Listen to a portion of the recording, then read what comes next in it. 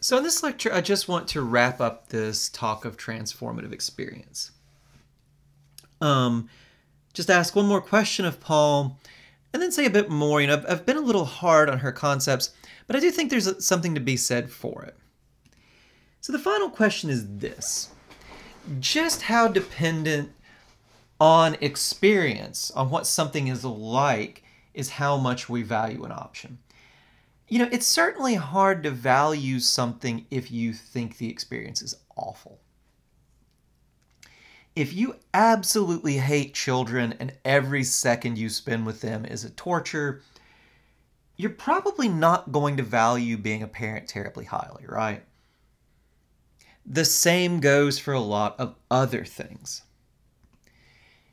And if you love the experience, it's probably easier to value the thing on the whole, right? If you love being around children, if you think it's wonderful, you're probably going to value being a parent more highly. It's probably easier for you to value and enjoy it. But all of that is really different than saying the value depends on the experience.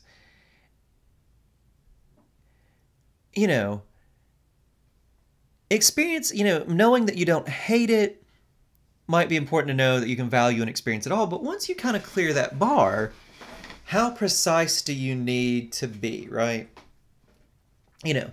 High-level projects we have, like having children or being good at our careers, well, part of it might be the experience, but it's probably not anywhere near as much with the experience as, say, something like eating food, right? Or, how much you value eating a durian fruit, if at all, probably just reduces. It probably is nothing more than what kind of experience you have from it, right?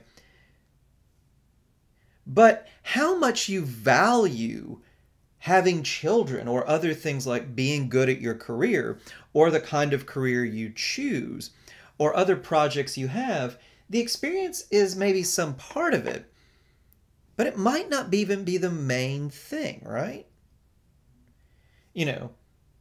There's lots of reasons to want children besides the day-to-day experience of having them, right?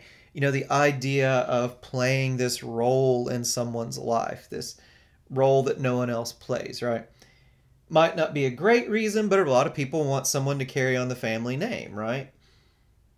You might have a certain plan of life for yourself when you're younger. You always want to be a parent, right? Is it irrational to put a lot of value on that even if you don't know exactly what it's going to be like? This is a point to which we are going to keep returning in this course. We've already talked about this with the Epicureans and death. How much is of the value of things depends on the experience. The Epicureans say all of it. I'm pretty skeptical with that. And we're going to come back to that again. We'll talk about Nozick as in his experience machine and also utilitarianism. This idea that experience is the only thing or even the main thing we care about, I don't know. I don't think Paul would say it's the only thing, but I think she might make it too important in the way she sets this problem up. The value of being a parent is probably a lot more than just the day-to-day experience of it, right?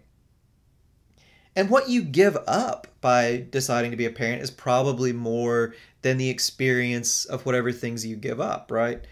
There are certain options, like maybe doing things with your career you give up. It's not just that you can't take European vacations anymore or buy a nicer car, right?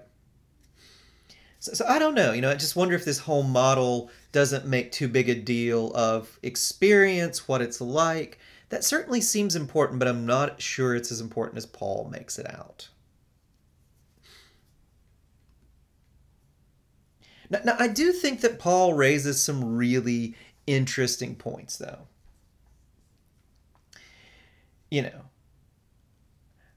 I do wonder sometimes if knowing what something is like might not be really important, and people might be open to exploitation because they don't know that, right?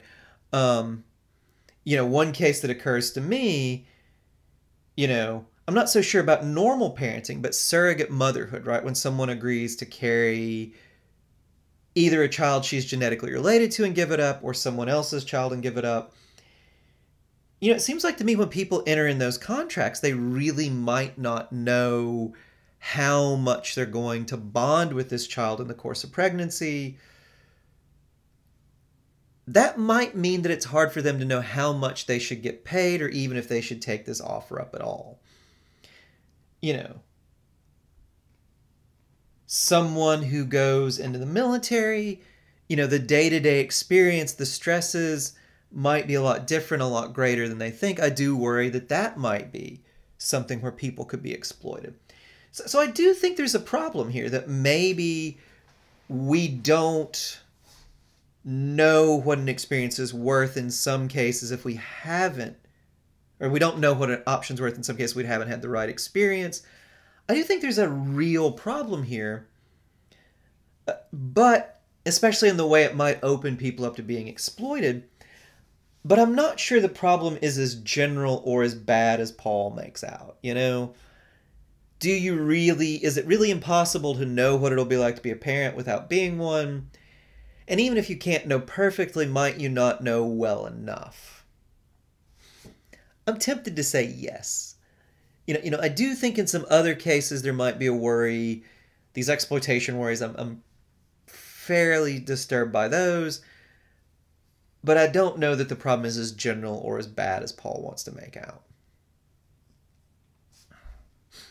One other thing I'll say is I personally think we have a bit better idea both what an experience is like and how we should value it when it comes to the familiar range of human experiences, things that are fairly common, like parenthood. When